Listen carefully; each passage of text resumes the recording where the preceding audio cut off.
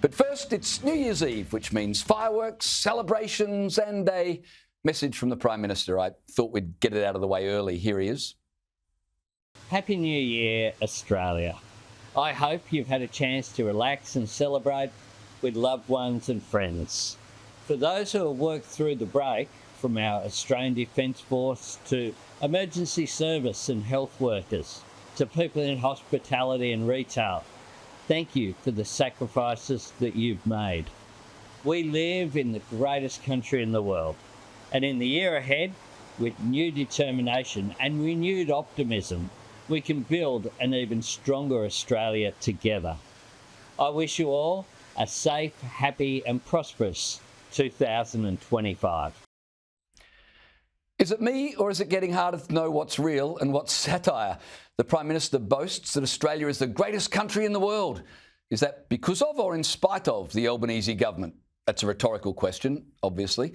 And when the PM says we should approach 2025 with renewed optimism, I can only assume he's referring to the upcoming election, unless there's another off-ramp we don't know about.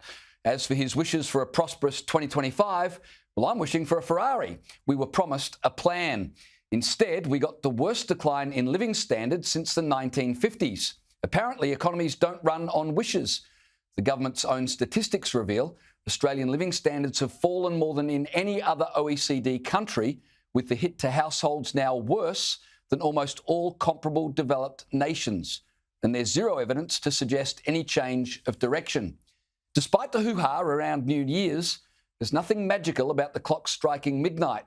When we awake tomorrow, interest rates will still be high, the cost of living will still hurt, housing will still be scarce, blackouts will still be threatened, social cohesion will still be a problem, and Jim Chalmers will still not have a clue.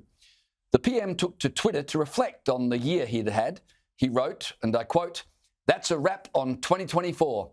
Tax cuts, energy bill relief, cheaper childcare, expanding bulk billing, cheaper medicines, cutting student debt. 2024 has had it all." Yeah, it sure has. Changes to stage 3 tax cuts, well, they were a lie.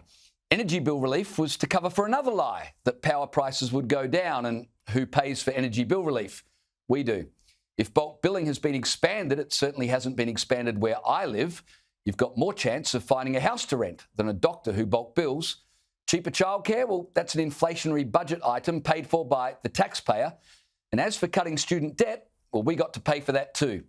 I still don't understand how having us pay off the debt of strangers who knowingly took on a debt for service is something to brag about.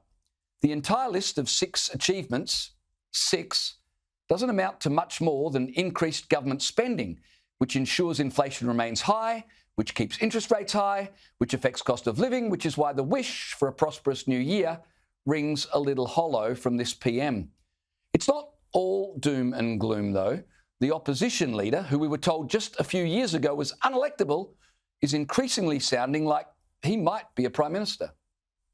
I'm sure that for many of you, you're reflecting on the year that's been, including on those events at home and abroad, which are etched in our national consciousness. With the new year, Australians will also be thinking about their aspirations and hopes for 2025.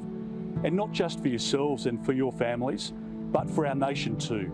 2025, of course, is a federal election year, and Australians will again exercise the greatest gift democracy affords, the privilege of having a say in determining the future of our great country.